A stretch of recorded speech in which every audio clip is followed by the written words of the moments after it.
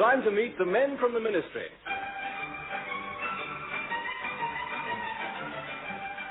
We present Wilfred Hyde-White and Richard Murdoch in The Men from the Ministry, a weekly tribute to our government service, that intricate cobweb of departments, committees and subcommittees, all of whom keep minutes and many of whom waste hours.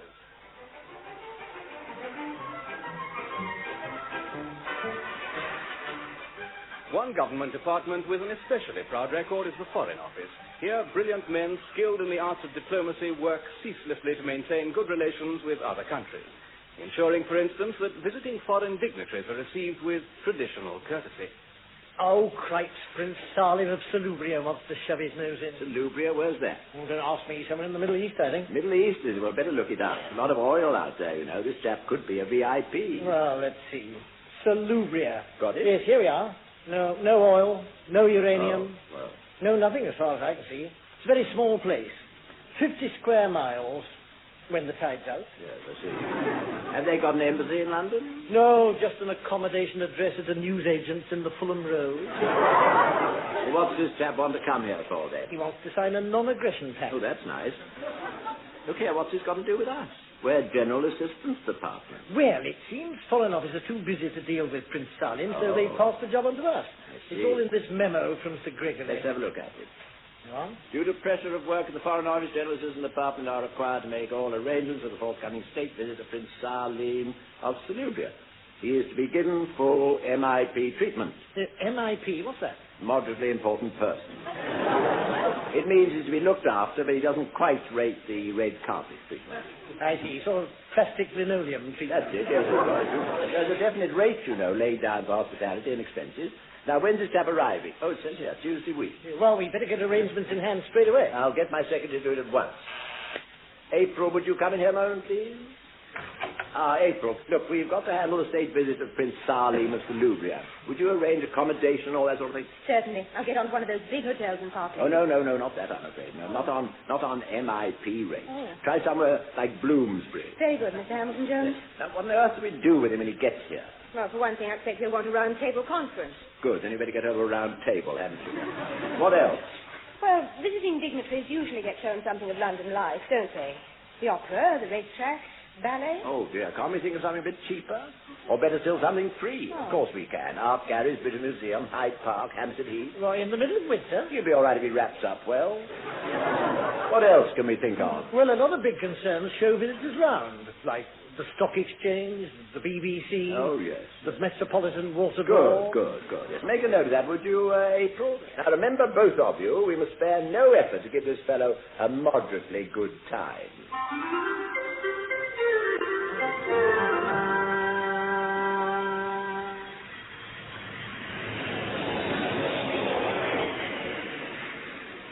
Attention, please. BEA announced that the weekend excursion flight to Paris will leave in 5 minutes. Would Mr. and Mrs. Smith take their seats, please? Ah, there you are, too. Hello, the lounge is empty very quickly. Where's everybody gone? They asked for Mr. and Mrs. Smith to join the weekend flight to Paris. I No sign of Prince Salim's plane yet. Attention, please. BOAC announced the arrival of Flight 212 from the Middle East. Passengers will be arriving at entry number 3. That's it. That's the one. see. Good. Have we got everything organized? I think so, sir. The official car's at the front entrance, and the hotel's been warned to expect him. Good, excellent. Where did you book him in, after all? The Bijou Hotel, Chalk Farm. I see. He should be coming through that door at any moment. I suppose we'll know him when we see him. Oh, of course we will. He'll be portly and regal looking, I expect, and wearing one of those hats like Lawrence of Arabia. Well, most of the crowd are in now, but I can't see anyone answering that description. Mind you, it's hard to see with all those air hostesses running around in circles. Oh, I see they're being chased by that young fellow in a Robin Hood hat. What a disgraceful way to carry on. I say, if you go on like that, I'll call a policeman. In that case, I shall immediately claim diplomatic immunity. Oh, will you? Then may I ask who you are? Certainly. I am the Prince Salim of Salubria. And this time you learn, but... welcome to Britain, Your Majesty. Dear Princess, welcome to Britain. How good to see you. My name's Hamilton Jones. This is Mr. Lamb. Take no notice, I was only joking, you know. He was only joking. Only joking, I see, yes. Yes, we have a car waiting for you. Good. I must just make sure that all the baggage has been collected. Fatima, The bag. Yes, Your Majesty. Hello, who's this? No one of importance. Fatima is my wife. Your wife? Oh, dear, I'm afraid we didn't realize it was the sort of trip that wives were brought on. Well, I was undecided, but in the end I thought I would bring a few. I see. Well, no doubt we can make a... What?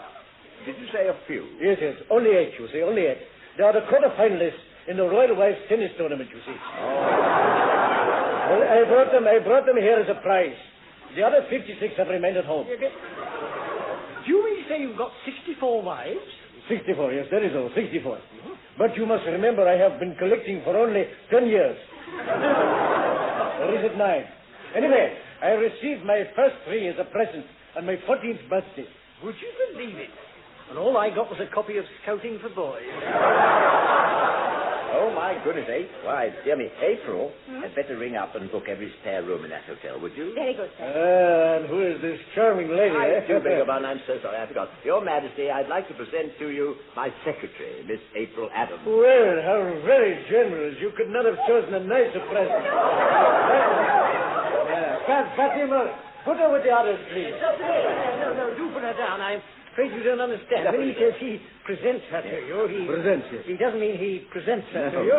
No present. He simply means he... I simply mean that I present her to you. Yes. You present her. Good. I see. You see, do you? I'm Yes. so glad you see. Yes, that's right. Now, perhaps we better get you to your car, what? I don't think there's room for all these ladies. That is quite all right. Wives, form a crocodile. Come along now. Fatima, you are in charge. You have your map of London. Good. If please, you gentlemen will show her where the hotel is situated. Thank you. Very good. Wives, quick march. Now, no hanging about on the way now. This is a strange country. There may be lustful men about. Good. Now, this, where is the car? I'm feeling rather tired. Oh, yes. This way, Your Majesty. You better get some rest.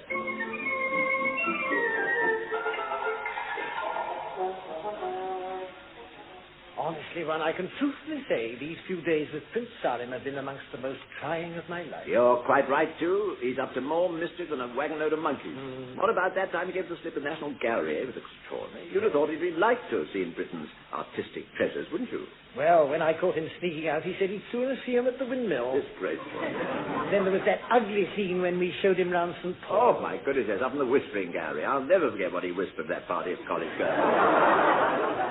And what about that foggy day at the Tower of London when he chased everything in skirts and finally got knocked down by a Seaforth Highlander? Not to mention our disastrous visit to that charity organization. Oh, yes. Mind you, it was rather an unfortunate choice. The Society for Saving Abandoned Women. Perhaps it was, but he shouldn't have asked the president to save half a dozen for him, should he? Well, quite right. Anyway, we should be on a safer wicket here, too. I don't think even Prince Salim could get up to mischief in Broadcasting House. No, it was kind of them to take him off our hands and let him sit in the studio upstairs. Yes, nice. He'll be able to watch the program going out and... Don't he will? Oh, my goodness. What? I've just realized which program they're doing up there. What is it? Woman's Hour. Well, never mind. I expect they've got him under control. I'll just switch on this radio and see. I think the program should be starting round about now. What I did was my old dish mop. And here is Prudence foot. I expect many of you have stood at the kitchen sink and wondered, as I have, how to make the very best use of that raggedy old dish mop. Came on the air. Well, the other day, I had a marvelous idea. I did immediately get it out of here, someone. We must apologize for a breakdown in the transmission of that program due to unexpected interference. Oh, no one. Another diplomatic incident.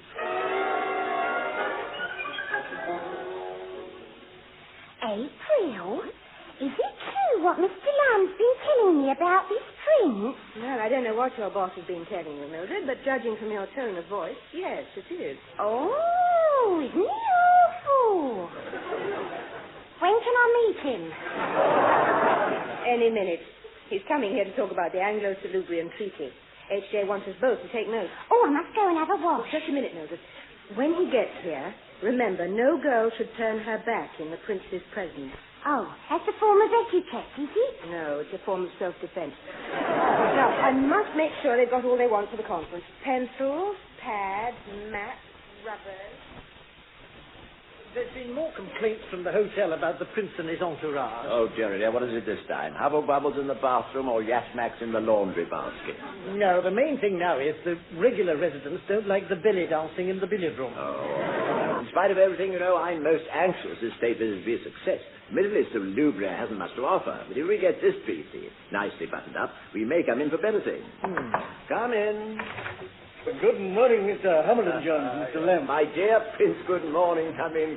How are you? I'm very well, thank you. Good. Now, won't you sit down, Your Majesty? You see all the agenda, maps and notes in front of you. Thank you. Gentlemen, it is my sincere wish that the excellent relations between our two great countries should be strengthened by a written pact. I think so. That is why I have proposed this non-aggression treaty and trade agreement. Quite right, trade agreement, yes.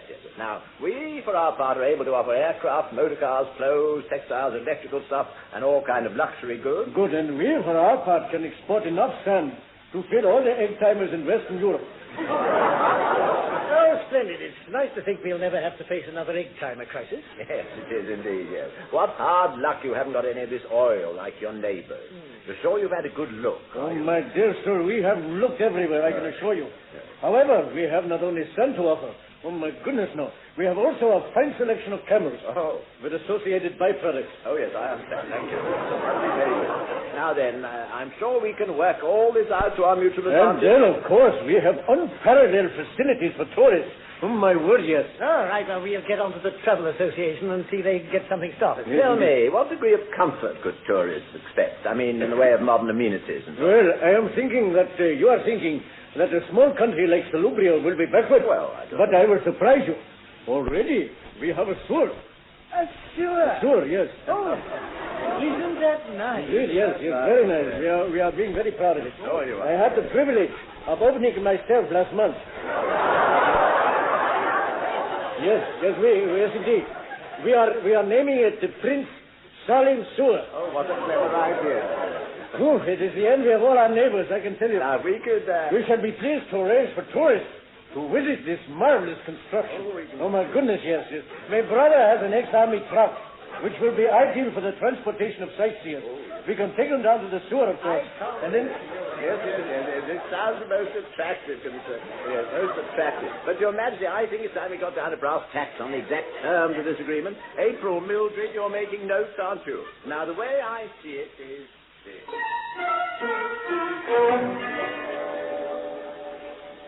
Well, now, that seems acceptable to us. Indeed, yes. If I can just recap on the details, we're going to... May I perhaps put it this way?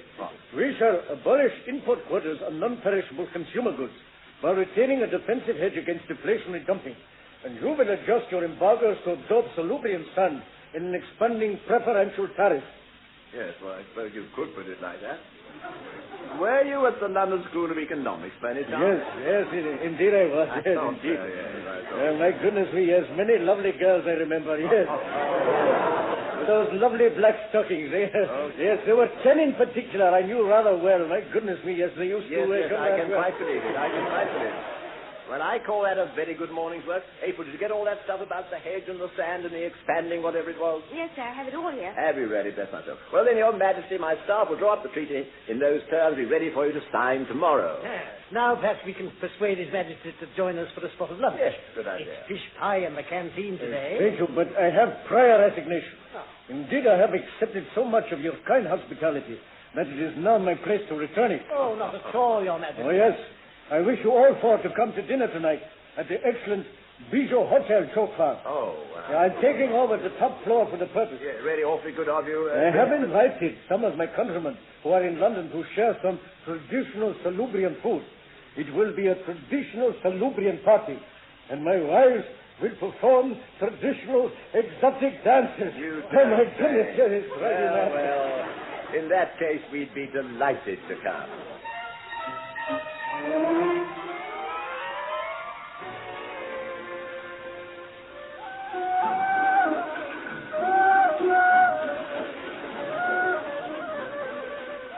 How are you enjoying the party, Mildred? Oh, it's fun, isn't it? Fancy a top floor in Chalk Farm, and you might be in a desert harem. Can't help thinking, there'll be more complaints from the residents. I suppose so. That old trout in the hall didn't look too happy about the smell of joss sticks coming down the stairs. No. I think she was even more unhappy about the camels going up the stairs. Well, better mingle about a bit, I suppose. Have you seen April, Mildred? Oh, yes, Mr. Lamb. The prince was chatting her up in the next room. Oh, was he? I'm afraid he's after her, I'd better go and do a rescue act. Oh, it's all right. She gave him the slip. Daft thing. I think she's watching the snake charmer in the bathroom. Oh, yes, here comes the prince on his own. Greetings. Tell me, have you seen a small, blonde bus conductress about so high? I proposed to her at 24 bucks this afternoon, but she turned me down. So I'm asking her to my party to have another try. But are you sure you need another wife, Your Majesty? Surely 64's enough, isn't it? Enough? Yes. Yes, perhaps.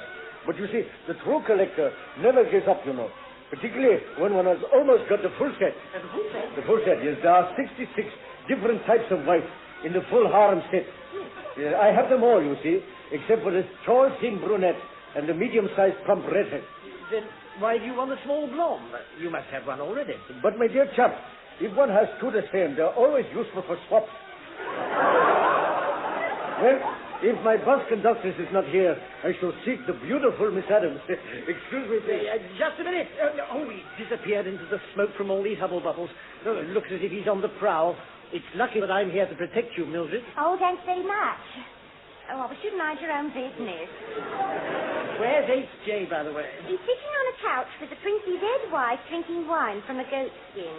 I don't think he wanted to be disturbed.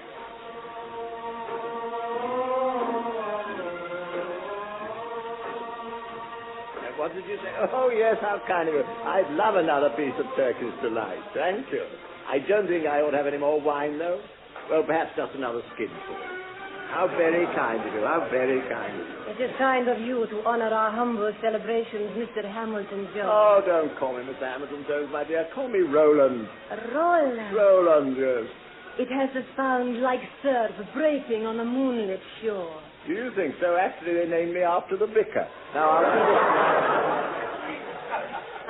And my name is Fatty. Oh, they named you after the vicar, too. What a charming name. What do your friends call you for short? The prince's head wife has no friends.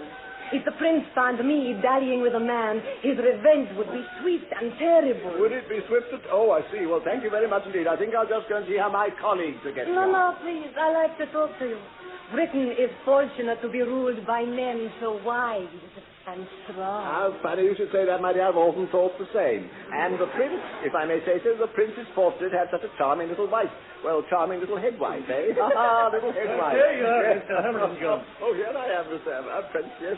Just having a little bit of Turkish delight. Yes, well, as guests of honor, will you and Mr. Lamb lead the way to dinner? Of course. Two guests of honor. Did you hear that? Come here. We've got to lead the way into dinner. Yes.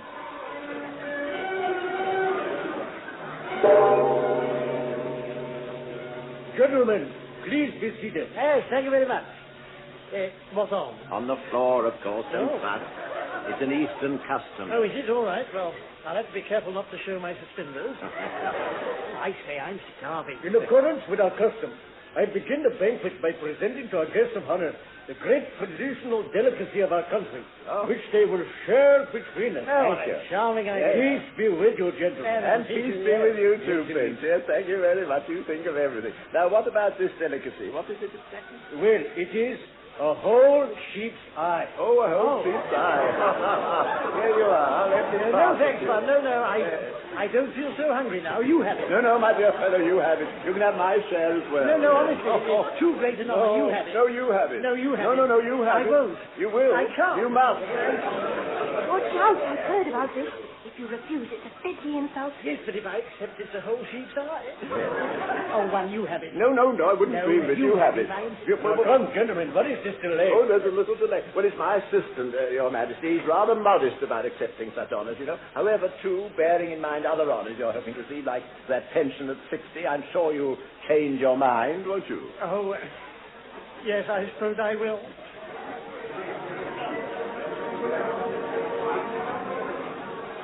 Well, too, you didn't eat much dinner. Oh, dear, the prince is standing up. That means speeches. My friends, this is a suspicious occasion for all of us. Here, here. Thank you, thank you. Tomorrow I shall sign a treaty binding together Britain and Salubria. But tonight I have thought of a symbolic union which shall link our two great powers even closer. Here, here. What's he talking about, one? I don't know. I wasn't listening. I refer to the special bond of marriage. I am pleased to say that my choice for the 65th bride in the Salubrium Harlem has fallen on a British girl, Miss April Adams. What do you mean by that? I say, April, do you know anything about this? Oh, only that I'm not very keen on the idea. I should think not indeed. 65th. I'm sure my generous British host will be agreeing to this. Not on your Salubrian Nelly. I've never heard of such a thing. Come, gentlemen, this is not the spirit of mutual cooperation of which we spoke. That's got nothing to do with it. When we said we'd supply you with all kinds of luxury goods, that didn't include ministry secretaries. Then I must make it clear that if I do not marry Miss Adams, I shall not sign the treaty. But this is monstrous. Monstrous is it? You choose to insult the good name of Salubria. You know my terms. Miss Adams hand in marriage or no treaty. But Her Majesty's government... I am not wishing to know about Her Majesty's government. Kindly leave the Bijou Hotel Chopard. Very well. Come along, True. I have a feeling we're not welcome. Oh, dear. What is Sir Gregory in the Foreign Office going to say? We've said goodbye to the treaty and trade agreement. Well, it's a pity, of course, that he's only a moderately important person after all. It's not as if Salubria had oil or anything. I shouldn't be surprised if Sir Gregory's glad to see the last of it. Well, you're right.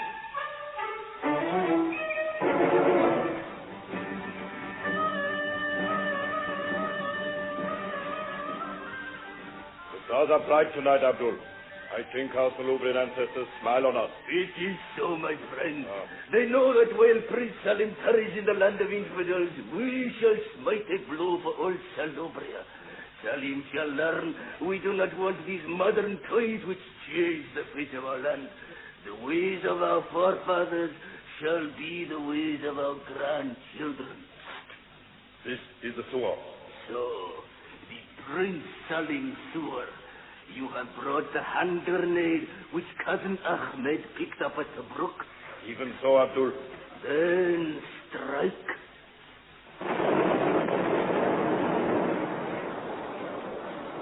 So perish the unholy schemes of Western infidels. It is well done, my brother. By the beard of the province, what is this? Help! This foul black liquid is all over me. It is gushing forth as a mighty fountain.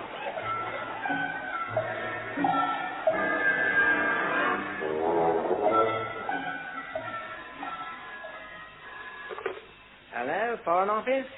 What? Where? Oh, my goodness. Very urgent, yes, I see. What is it, Captain? Panic stations. They've made the biggest oil strike of the century in some place called Salubria. The PM wants us to fix an immediate treaty with their ruler, Prince Salim. But he's not in his country at the moment. Tricky. One of the great powers got hold of it already, I expect. Probably wooing him for treaty themselves. Treacherous swine. Well, they won't beat us. Bring him I-5. Tell him we must find out what country Prince Salim's visiting. We've got to get hold of him. Top priority.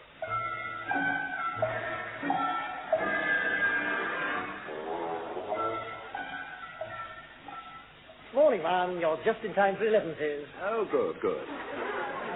Heard anything from the prince? No, I imagine he crept off home with a flea in his ear. From that hotel, I'm not surprised. You know, the more I think about it, the more I'm convinced that Gregory will be glad to get rid of him, save all that expense and embarrassment. Yes. All right, I know it. I'll take it. Hello, hello. Evelyn Jones, thank goodness I caught you. Oh, Sir Gregory, how are you? How are you? Never mind No. that, never mind that. What about Prince Salim? Never mind, Prince. What did you say? Oh, funny, I was just going to ring you, Sir Gregory. I think you'd be rather pleased. That's a relief. Everything all right then? Yes, that's right. We've got rid of him. You've got what? Yes, sent him home with a fly in his ear or flea in his eye. What was it? What did you say? Did you say you got rid of him? Yes, that's right. Salim and Salubria? Yes, got rid of Prince. I knew you'd be pleased. No more expense. You bungling idiots. What's that? Salubria's found oil in a big way. I beg your pardon. Salim's the most important man in the Middle East. Yes, but quite apart from all... What did you say? Oh, dear me. Perhaps you're not so pleased after all, then. Bunch of blundering buffoons. Oh, careful. You gang of incompetent nitwits. Steady, Sir Gregory. You'll do yourself a mischief. Listen, I asked you to fix a treaty for the man. Is that what you did? Yes. Oh, yes. Well, we've got the treaty. Oh, yes. Don't worry. My staff drew up the treaty yesterday. We've got the treaty, yes. Say so. Yes, man. Yes, you're silly old fool. Yes, you're all right. I'm sorry, I did you an injustice. Yes, you did, you know. Well, when did the prince sign the treaty? When did the prince... Oh, he hasn't signed it, Sir Gregory. No. Matter of fact, come to think of it, he said he wasn't going to. Oh, dear me, I think Sir Gregory's fainted. He doesn't keep himself too fit, you know, put on a lot of weight. Now, listen, I've got just one thing to say to you. Oh, he's come back again. What? Treaty signed, Yes? sealed, Sealed? in the Foreign Office, Oh. in 12 hours, or you'll both be out of a job. Oh, dear, I see. Well, Sir Gregory, give my regards to Lady Gregory. Oh, he's gone. I don't like the sound of this, too. For 2 pins, Sir Gregory would turn a bit nasty. You mean if the prince won't sign our treaty, it's the axe? And he won't sign unless April marries him. But that's utterly unthinkable. Only the lowest, rottenest cad could ever consider the idea. I quite agree with you. Desperate we may be, but there are some depths to which one cannot sink. But, April, think of the sunshine. Yes. The luxury, the companionship of those other 64 wives. You'd love it. And remember, you'll only have 1/65th of the washing up to do. But you see, it just isn't the kind of marriage I've always dreamed of. But must be. You know, just 2 people in some little cottage with wisteria spreading on the walls. Well, this will be just 66 people in a dirty great palace with hysteria spreading everywhere. It's a question of adapting yourself, that's all. I'm sorry, Mr. Lamb. I'd do almost anything to help you both, but not this. Well, then, let me put it another way. Doesn't it occur to you there are times when one must put one's country's interests before one's own? How do you mean, sir? My dear girl, don't you see what's at stake here? Your country needs that treaty. We need Salubrian oil. Oil, my dear girl, is the, oil is the... lifeblood of modern commerce? Yes, oil is the lifeblood of modern commerce, oh, yes. And without it, a country can, die like a withered leaf? Die like a withered leaf, my dear, yes. Don't keep interrupting me. Can't you see, April, if Salim doesn't sign for us, other powers will step in. There could be an ugly struggle, my dear girl, a third world war. Oh. Well, if that's the way things are, I suppose I'll have to say Good yes. girl, good. I knew you wouldn't let us down. Oh. Quick, too, we must get her to the prince before she changes her mind.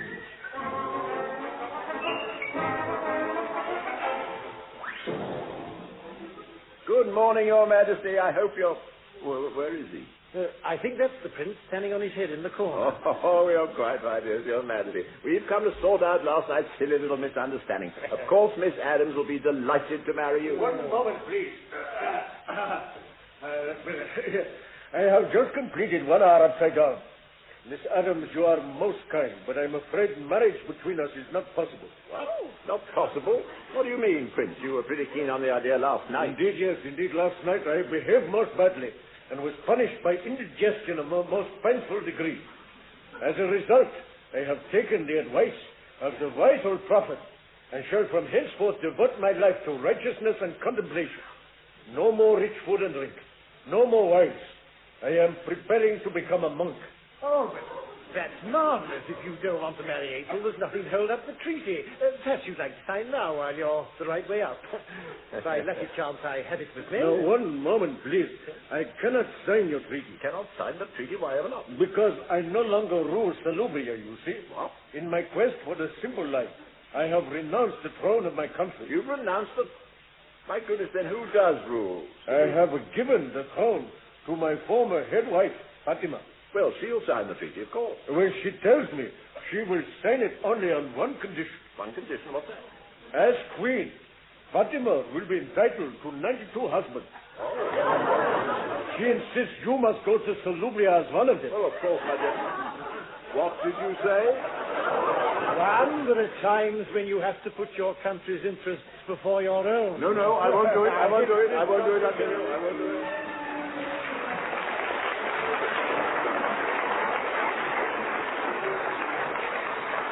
Modelling through in the men from the ministry were Wilfred Hyde-White and Richard Murdoch, assisted by Diana Olson, Norma Ronald.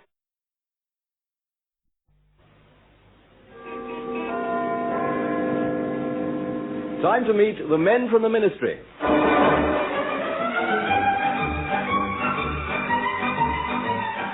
We present Wilfred Hyde-White and Richard Murdoch in The Men from the Ministry, a weekly tribute to the men who rule our lives and who know that you cannot fool all the people all the time, unless you make a full-time job of it.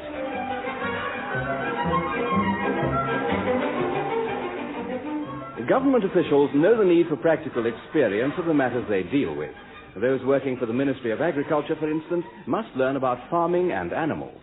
Well, that's got all the cows in the milking sheds. Now let's get the tractor out. Now, I thought we might do something about these geese next. Move them out of the field back into the farmyard. Oh, let's get the tractor out. Now, I'm awfully sorry, but I'm going to move the geese. Would you excuse me, please? Oh, now dear. look what you've done. It was your fault. Knocked the whole farm onto the floor. I heard things break, too. The only one that's broken is the giraffe, and he looked out of place on a farm anyway. Perhaps he did, but he was only ninepence, and I thought he looked rather nice. Oh, well, I suppose we'd better get on with some work now anyway. Since we've been with the Minnebag, it's been all go, hasn't it? There's a vital job to be done, you know. These farmer chaps are very headstrong. There's no knowing what colossal amounts of food they'd grow if we didn't keep them in check. Quite apart from these independent types who won't conform to ministry rules. That reminds me, what happened to that fellow giving trouble with his vegetable marrows? Growing them with less than the requisite number of pips, wasn't he? That's right. When we pointed out his marrows didn't meet government specifications, he turned very nasty. Yes, I remember. Hit back by breeding a marrow with the stripes going round and round instead of... Wretched business. What did we do? Oh, heavy fine. Stopped his fertilizer allocation. Of course. Only thing we could do. And Mr. Adams said we'd had some problem from the egg marketing board. What was that? Yes, there's a consignment of eggs they've overlooked. Oh. Been in the warehouse for 8 weeks. They were wondering if they could stamp them with the little lion. I said it'd be all right if the little lion was holding its nose. Very good. I don't think they were very pleased. Well, I'm not surprised. You know, you mustn't joke about ministry matters. How about the milk marketing board? Any reaction on that bunch of new slogans we submitted? I had their reply today. I'm afraid they're still obsessed by that drink a pint of milker stuff. Why? What's their note say? Well, talking about the new slogans we sent them, it says, "Gotcha letter yesterday, what a lot of wasted ink. Not a bit of good at all, better have another think." Well, that's not very nice of them after all the hard work we put in. Well, now I've solved all these problems, I think I'll stroll down to St. James's Park and feed the ducks. Pass me that file from the in tray, would you? This one marked United Kingdom wheat produce. That's the one, yes. Got all those old crusts and breadcrumbs in it. Thank you. Have you forgotten the man from the Rhubarb Marketing Board? He's coming to see us at 12:15. Good gracious, yes, the Rhubarb Marketing Board. What a nuisance. Apparently he's been sent by the minister, so he must be rather the important. minister, yes, he must be. I suppose we'd better look businesslike, hadn't we? Pop that putter in the cupboard, would you please? Yes. And put this file away. Oh, dear, all the bread's dropped on the floor. All right, I'll gather it up and put it somewhere. Don't put it in a wastepaper basket, too. It looks tatty. All right, I'll put it in this box for the moment. Yeah, wretched time for anyone to call. Excuse me, your secretary said I was to come straight in. Oh, of course, come straight in. You're the Rhubarb man. Oh, Wright is my name, Rudwell Wright, I see. secretary of the Rhubarb Marketing Board. Of course. Delighted to see you. Too, Mr. Wright has come along. How do you do? I'm Hamilton Jones. This is my assistant, Richard Lamb. We're both keen rhubarb eaters. Yes, indeed. Nothing to touch rhubarb Careful. Nothing to touch it. Oh, how interesting. Well, I can't stand the stuff myself. Oh? Very coarse vegetable, I always think. Yes, I quite agree with you. I think so myself. Yes. Do sit down, my dear fellow, and tell us how we can help. Oh, thank you. Yes, I expect you know the Rhubarb Marketing Board exists primarily to supervise the marketing of rhubarb. Is that so? And in particular, of course, to maintain the highest standards for the British The crop. highest standard, of course, nothing else. We have to ensure that anyone buying British rhubarb knows what they're buying. Oh, they'd hardly buy rhubarb by accident, would they? Yes, quite. And it's especially vital at this time when British rhubarb has to compete with rhubarb from Iron Curtain country. Oh, never thought of that. No, well, what I might call... Red rhubarb? Red rhubarb, exactly. It is especially vital that all British rhubarb is of standard length and thickness. Now, on the whole, the farmers cooperate very well, but at the moment, we are having a spot of trouble. That's why the minister asked me to come along and put you in the picture. Oh, the minister, yes, quite right. Would you have a cigarette, Mr. Right. Thank you. The box seems to be full of bread. Stale bread. Stale bread? What are you talking about? Oh, yes, of course. Stale bread, yes. Samples, yes. For analysis. Just push it aside. You'll find the cigarettes underneath somewhere. There is one fellow who won't cooperate at all. Yes? Chap called Bird, Nathaniel Bird. He has a farm down in the West Country. Gives trouble, does he? Oh, indeed he does. He persistently flouts one of our principal rules, which is that all rhubarb should be cut and marketed at not more than 14 inches long. He grows, you will scarcely believe this, he actually grows his anything up to 16 inches. Oh, that won't do at all. Nasty business. The swine. Yes. Yes, I knew you'd be shocked. His idea, of course, is to get more rhubarb. I see. But anyway, we wrote him several letters to which he didn't reply. Oh. Then 6 weeks ago, we sent one of our chaps from Bristol down to see him. Oh, what happened? We don't know. He hasn't come back yet. Hasn't come back? Good gracious, you don't mean there's been violence? Now, nothing as simple as that. The Bristol office simply got a letter from their man. Said he was resigning to start a small holding and planned to grow rhubarb 20 inches long. Government servant going over to the enemy? Well, of course, he was a provincial man. Oh, I see. He was a provincial man. It's obvious now, you see, that this thing must be dealt with at a higher level. And that's why we want you, too, to go down and see Bert. Could you tell us something more about him? Well, he fancies himself as a bit of a rebel. You know the sort. He's an old chap about 80, apparently. 80? Oh, a bit touched, I should think. Yeah, but you did say he wasn't violent. Oh, I'm sure there's no likelihood of that. Well, I think you'd find we can get this chap into line for you. Tell you what, we'll take a book of regulations down and see what else we can catch him on. That'll be the game. Yes, capital. Capital. You only have to tell him that if he doesn't toe the line, the board can fine him heavily and cut off his subsidy. Oh, we'll cut off its... Oh, yes, in no time. Yes. Oh, it's as good as off. Yes, and the West Country will look marvellous this time of year. There'll be a chance to get a bit of sunshine.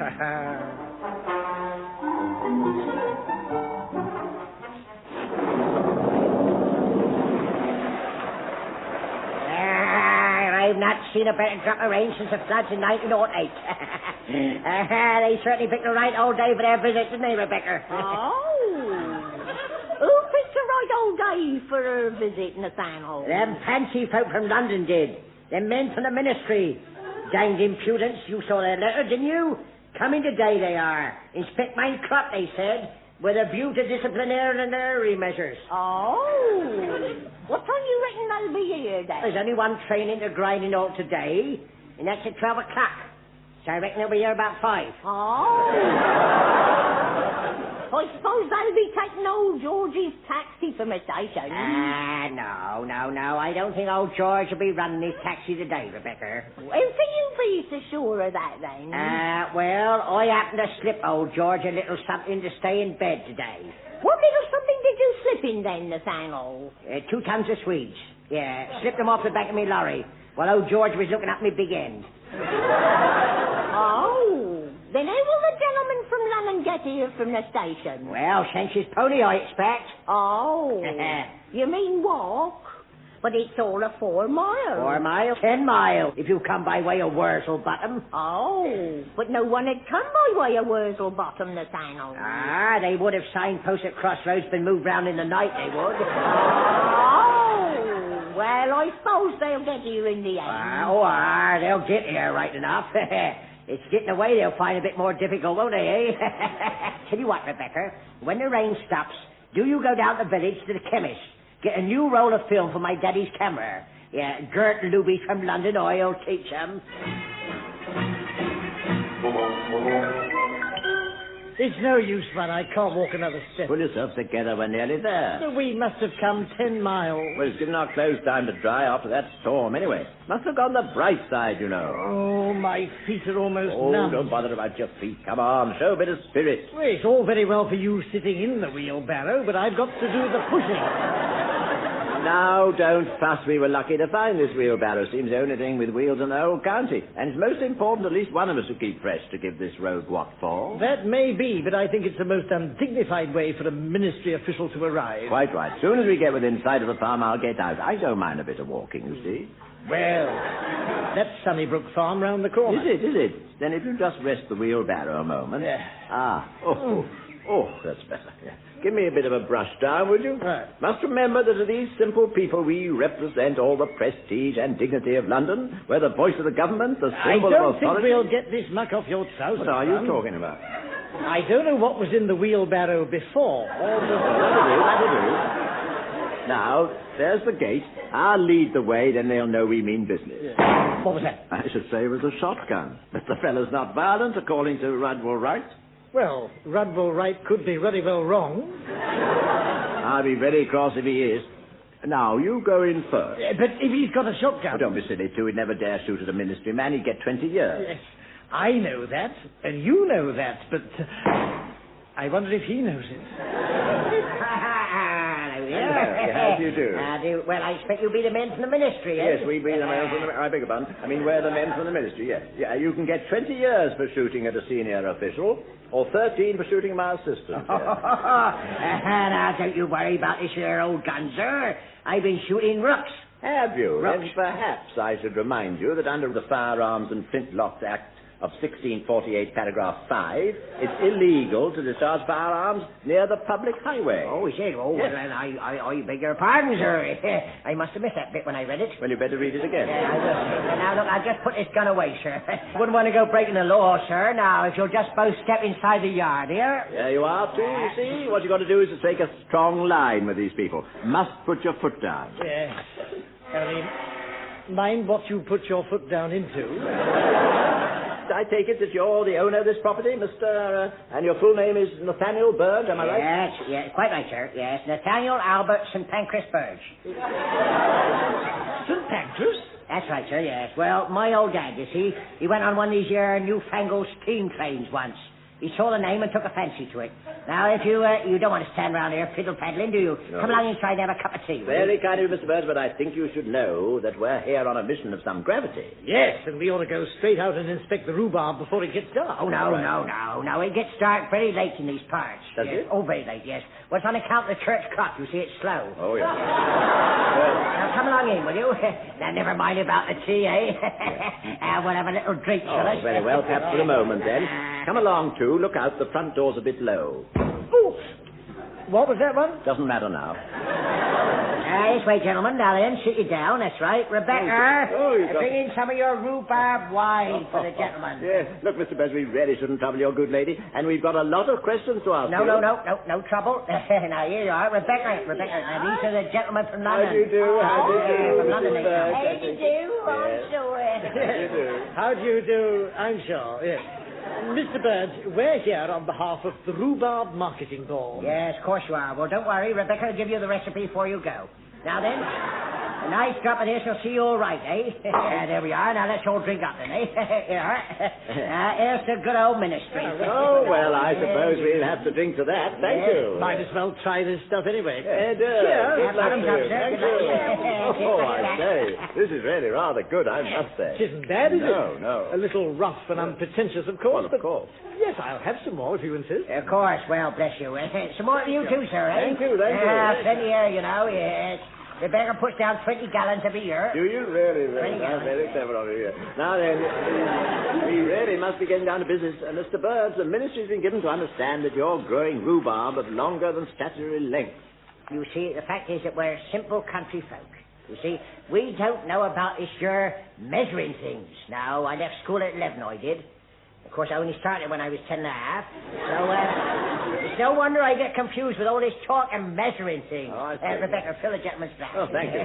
Get another few bottles, will you, old girl? This one nearly empty. Oh, very well, Nathan. Oh? It's not only the length of your rhubarb, Mr. Bird. No. There seem to be other irregularities. For instance, as we came in the house, I couldn't help noticing a large black bull looking out of one of the upstairs windows. Yeah, that's quite right, sir. That's old Rufus. He's a beauty, isn't he? Possibly, but you must realize it's quite against ministry regulations for a bull of that size to have no ring through its nose. It's quite right. You can't just flout the rules, Mr. Bird. That's why we're here to see you. And very kind of you to come all this way, sir, I say.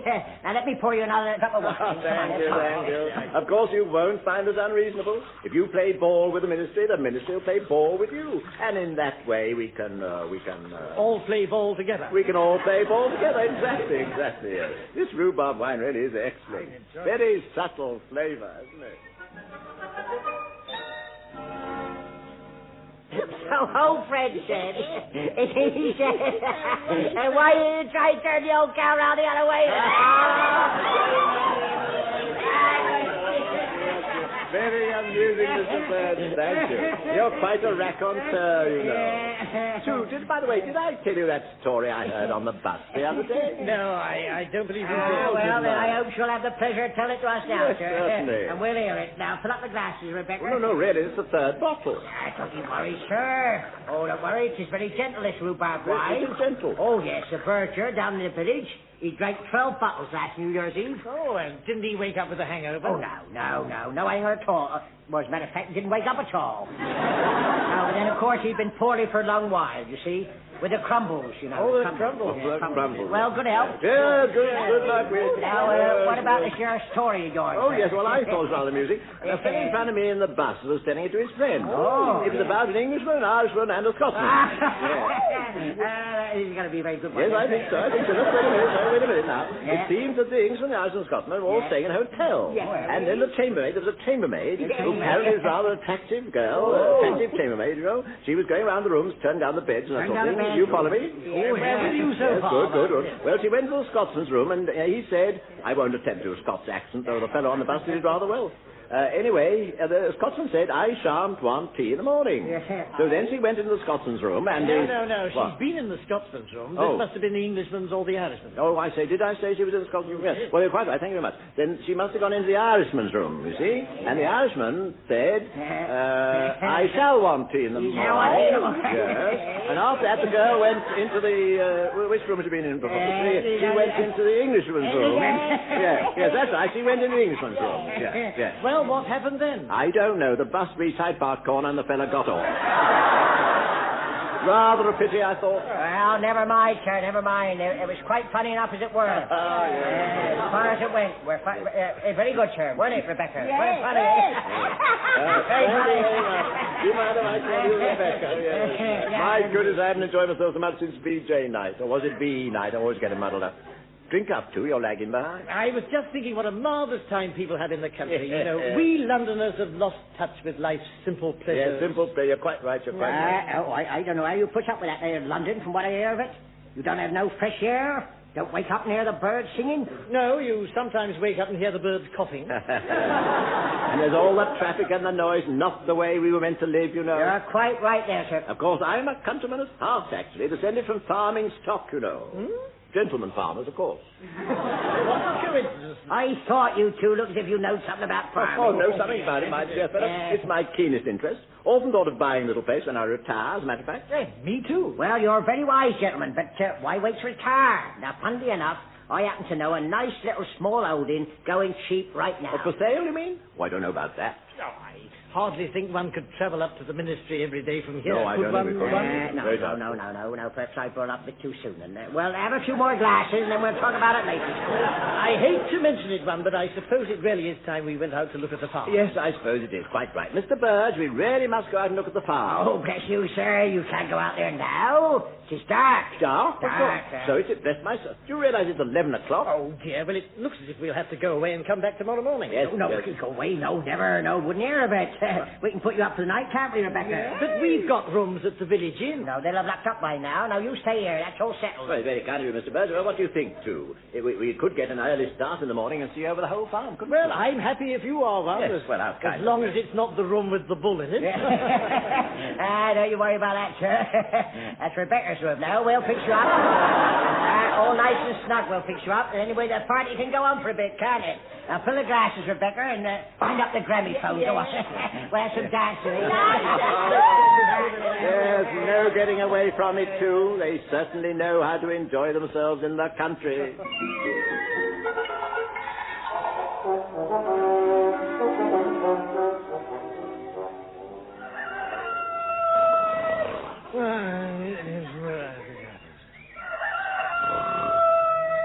Be quiet. That's better. What's that? Oh, my head. Where am I? Two, what do you think you're doing lying on the mantelpiece? Two, wake up. Wake up.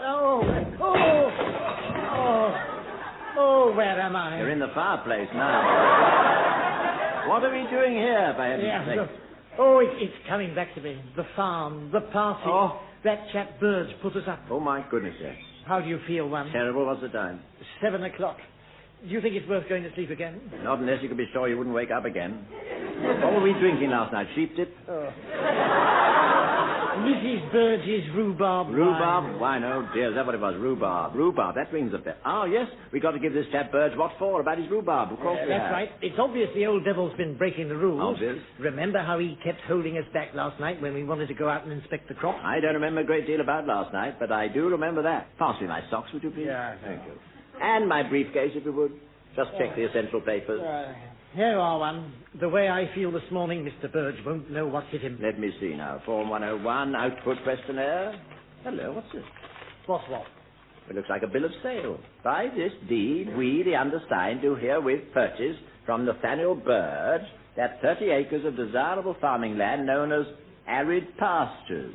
In consideration whereof, we shall pay the citizens Nathaniel Burge the sum of £10,000. Signed, Rodenham Richard Lamb. Oh, my goodness. But that's us. Well, of course it's us. How did it happen? Oh, dear, I think it must have been somewhere after the bit where you stopped remembering. Do you remember it? I'm beginning to get a ghastly These glimmer. are our signatures, all right. It's monstrous, monstrous. Tear it up. No, got no good doing that. Bird is sure to have a copy. Yeah, it looks like a legal document, too. Don't you see? This is how he trapped that poor devil from the Bristol office. It's fantastic. Anyone who's after him, he fills with rhubarb wine and sells a small piece of land for a large piece of money. Changes him overnight from avenging angel into Dan Archer. Yes. Well, he may have fooled the Bristol chap, but he won't fool me. There are a dozen reasons why no court would uphold this contract. Now, let's find that crumbling rustic and tell him so.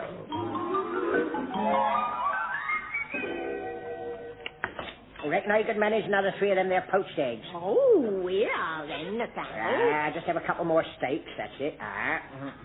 Busy day today.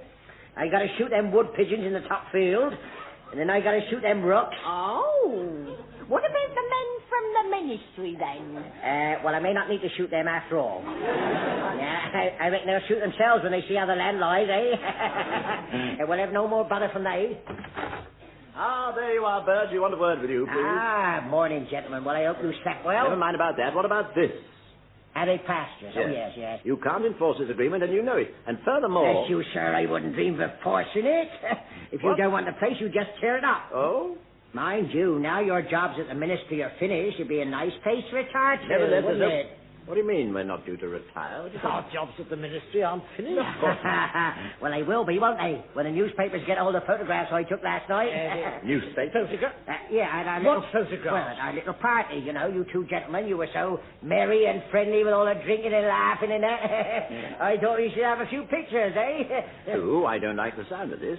Wish I could remember what happened last night. Well, for instance, you, sir. I got a good one of you. Riding up and down and shouting, "Forward the Light Brigade!" and waving your umbrella. Did I do that? Well, it sounds a bit flamboyant, perhaps, but there's nothing basically wrong with riding up and down. But it looks a bit daft on our old black sound. Oh, my goodness. I think I'd better sit down for a minute. You really were rather indiscreet, one. It's all coming back to me. You kept shouting, "Tally-ho," and trying to make him jump over his trough. I remember it now. Well, you should do. You was lying in the trough. Bail it out, you were, with your bowler hat and singing in boating song. Oh. Yeah, I got 2 or 3 copies of that one, didn't I? Well, I'd rather not see them, thank you. Well, I doubt if the newspapers will feel the same way. I think they'll be very interested. Just a minute. You mean we keep quiet about your rhubarb, or you publish the pictures? This is blackmail, Mr. Burr? Well, I just leave you talking over amongst yourselves. Now, come along, Rebecca.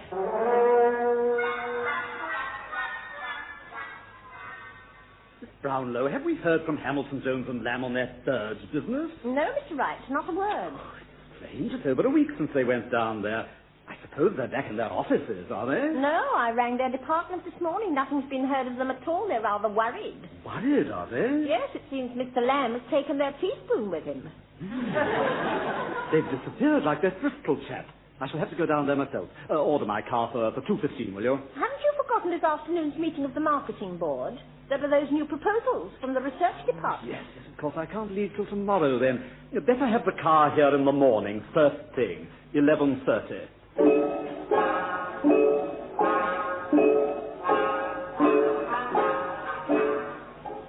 Look, we've got to try something, man. We've been stuck in this terrible country pub for a week, and the truce expires tomorrow. If Birds doesn't get written permission to grow rhubarb of any length, he'll send these pictures to the Daily Mirror. Yes, well, I know the terms of the truce, thank you very much. I negotiated them myself. They give me time to think. Time to get things in perspective and work out a just and sensible solution. Oh, and have you thought of one? No. Oh. Well, I wish you'd give more thought to our problem and less to that American magazine you found in the bar. True. If anything can help us, this book can. See this article? What? Persuasion pays people-wise. What does that mean? It's by a top American psychiatrist, Julius J. Snyder. He says you can get anybody to do anything if you put it the right way. Try and make them and they won't. But ask them nicely and they will. We should introduce Mr. Snyder to Mr. Bird. That, my dear fellow, is exactly what I propose to do. His methods, anyway. I see now we tackled Birds wrongly from the first. You adopted a hostile, masterful attitude, so he reacted. Now, tonight I'll talk to Birds the Snyder way, show him the rules are for his benefit, explain that by breaking them he lets the country down. Well, if you persuade him to destroy those photographs and cut his rhubarb, I'll eat the first 4 sticks myself. Raw.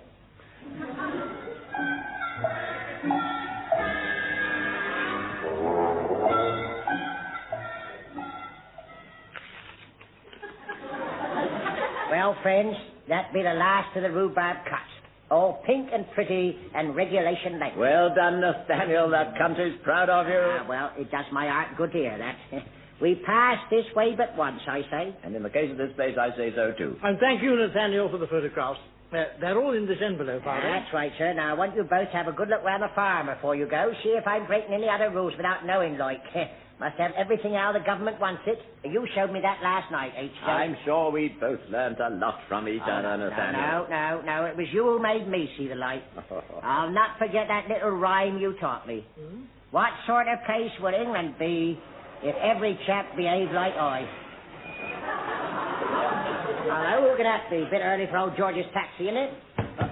Well, I'd better go and see. Rebecca's out the back. Oh, I don't know what you were telling him till 4 o'clock this morning, but it certainly worked. Well, I appeal to his spirit of fair play, his common sense, and finally his patriotic feelings.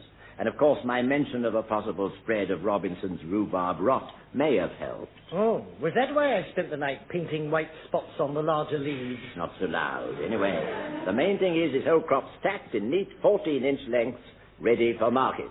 Our job's done and everybody's happy. This way, sir. Here they are. I found you at last. good. London's been very worried about you. Thought you disappeared. No, we've been guests of our good friend Mr. Bird here. Well, it's a pity you Nathaniel. missed yesterday's meeting of the Rhubarb Marketing Board. We made some important decisions. Did you? Our research chemists have made a major breakthrough. They've now discovered that longer rhubarb has more vitamins. Now, guess what? You tell us, Mr. Wright. As from this morning, no rhubarb can be marketed less than 16 inches long. That will be good news for you, Mr. Bird. Dang it, blasting. Rebecca, fetch me my gun. Now, steady, Nathaniel, steady. Don't let's be crude about this. Mr. Wright, I'm sure you must be very thirsty after your long journey. Why don't you try a little of this excellent rhubarb wine? Very well, then. And later on, you can put me in the picture. In the picture? Don't worry, Mr. Wright. We'll put you in the picture. That's good.